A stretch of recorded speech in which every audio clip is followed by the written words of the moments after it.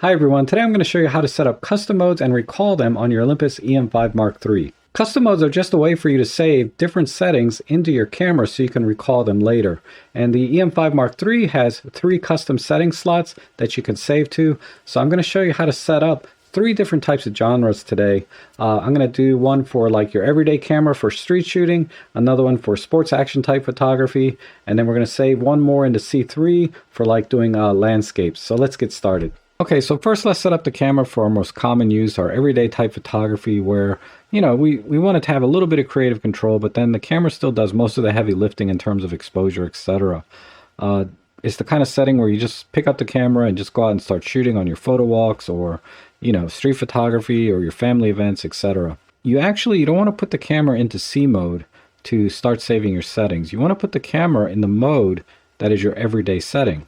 And in my case, it would be sort of the but the aperture priority mode. Now the first thing I like to do whenever I do a tutorial is just go into the menu and reset and do a full reset like this. Now I've already done this, so I'm not going to click yes. That way we're all on the same page. So again, starting from the live view, we click on the menu and we go into custom modes, which is the first line item in shooting menu number 1, and click OK. And then go down here to assign custom modes. And we can click OK, or we can click over to the right as indicated by that arrow. And then here we'll see our 3 custom modes. These are basically the 3 memory slots that we can save our custom settings into the camera and recall them anytime. So let me show you how this works. What you can do is click over to the right as indicated by the arrow. And if we click OK here, it's going to save all of the settings that are currently in the camera. Or we can scroll down and erase anything that might have been saved in C1. So let's just do a dry run. Let's just click OK here for set. And now you can see that C1 says set, meaning we've used that memory slot. And we do the same thing in C2 and set. Now we've saved 2 different custom modes. And if we go in here and set, now all 3 custom modes have been used up. But let's go ahead and erase these, so we can click on reset, reset, and reset. So now we've cleared all 3 memory slots again. Alright, so I'm going to set up the camera with my everyday settings. So I'm confirmed I'm an aperture priority. Also confirmed here with the big letter A. Let's go into the super control panel. And I like auto ISO, auto white balance, no changes to the white balance itself, natural profile. Custom autofocus, or continuous autofocus. I turn off face detect because I don't normally take pictures of people. I prefer center weighted metering because the ESP or intelligent metering can sometimes get tricked by the strong backlighting. So center weighted metering generally averages the exposure for what's in the center of the screen, which is generally what you're taking a picture of the subject. And then for shutter, I prefer silent shutter mode, so I'll switch over to the little heart. And then auto image stabilization is fine. MIS1 for video is fine. But I'm going to change this setting to large superfine plus raw. So I'm going to get 2 files every time I take a picture.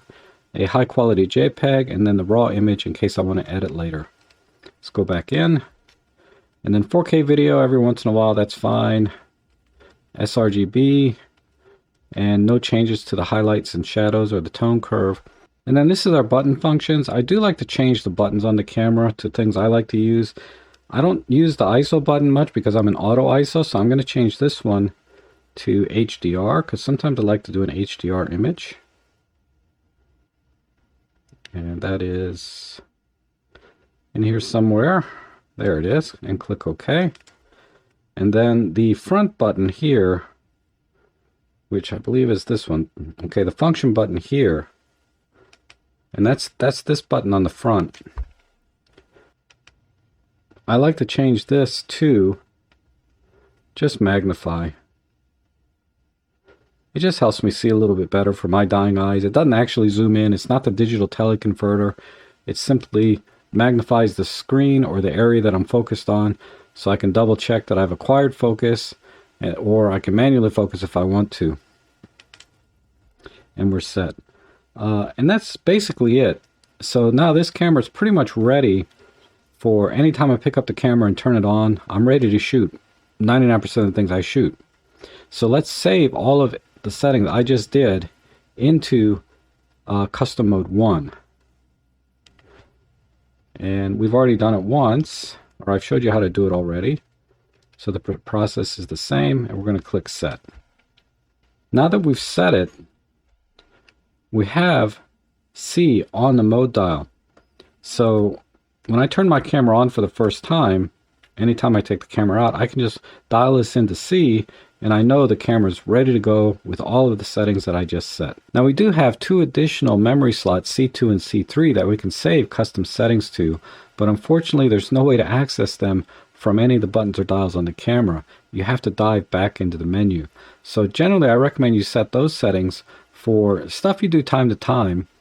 For example, let's set up C2 for, say, sports action type photography. Maybe you're going to a soccer game, football game, or whatever, and you want to use very different settings than you would use for your everyday type photography. And then C3 you might want to set up as your landscape type settings, because normally you're on a tripod, so you're not going to need, say, image stabilization, and you're going to be shooting a manual mode, because a lot of times with landscapes you do panoramas where you're taking 3-4 pictures in a scene. So let's set up very quickly a sports action type scenario into C2, and then a landscape scenario into C3, and then I'll show you how to recall those settings even though we don't have any buttons or dials for them. Alright, so typically for sports action, you're going to use a shutter priority mode. So you want to change your camera to S mode for shutter priority. And I'm just going to take a guess. But sports action, you generally want to be at least 1/1000th of a second for, say, people type sports or human sports. If you're doing birds in flight or wildlife, at least 1/2000th of a second, if not higher. But let's just set up 1/1000th of a second. Go into the super control panel. And let's change our shutter mode to continuous low. So this will maintain autofocus in continuous autofocus mode for our sports action type photography. Center weighted metering is fine. I think everything else is fine here. So all we need to do now is just save this to C2. So let's go into the menu. Let's go into custom mode, go down here, and do set. So now C2 has been set for shutter priority mode. Alright, now for our landscape settings, let's go into manual mode and go into our super control panel. And we're going to set the ISO to 200 so we can maximize our image quality for landscapes. And white balance, if you're going to be shooting raw, you could probably leave this in auto, but generally you want to set the white balance to the conditions of the landscape. So if it's sunny out, use sunny. If it's raining or if it's cloudy. But I'm going to leave this on auto, assuming we're going to process our raw images. If you're processing in JPEG, you definitely want to fix this to the conditions of the scene.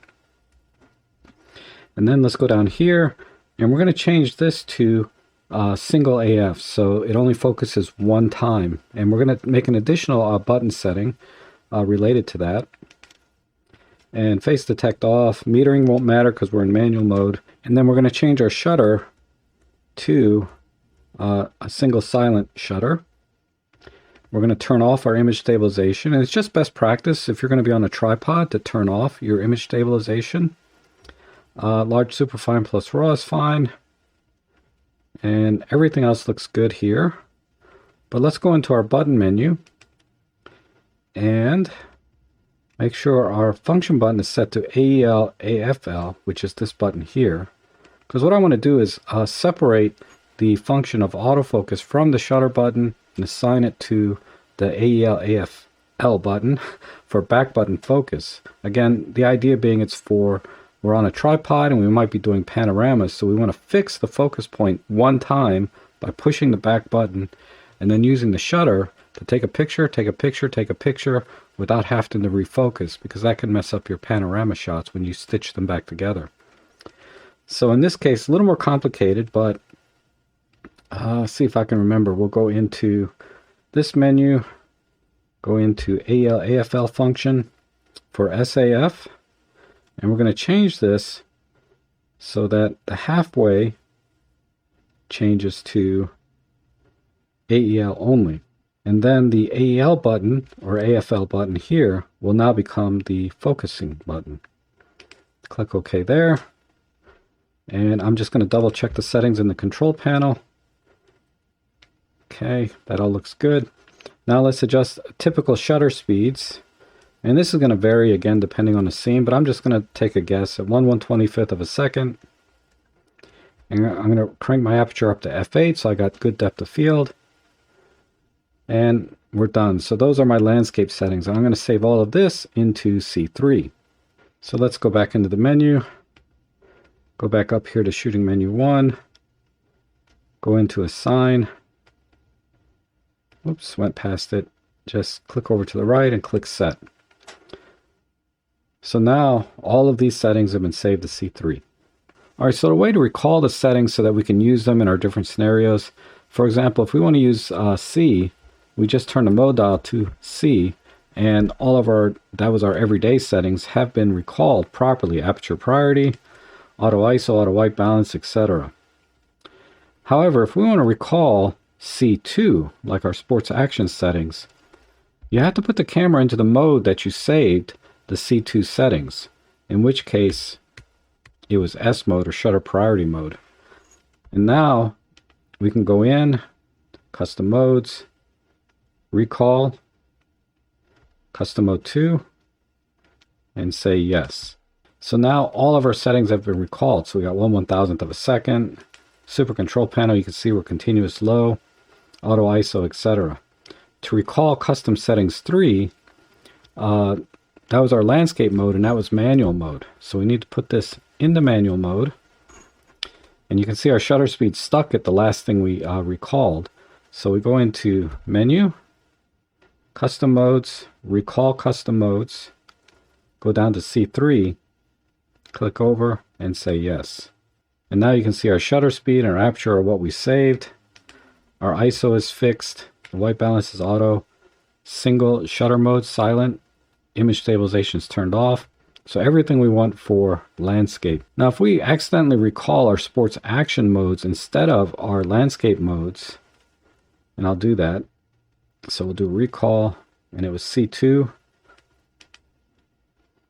It didn't change the mode to shutter priority. We're stuck in manual mode, but it did recall everything else, right?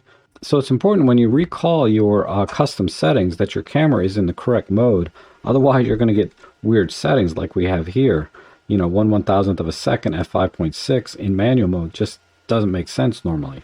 Alright, and that's how you use the custom modes on the Olympus E-M5 Mark III. And if you found this video helpful, consider buying me a coffee or making a small donation in the links below, because they help me to continue making videos like this and they are greatly appreciated.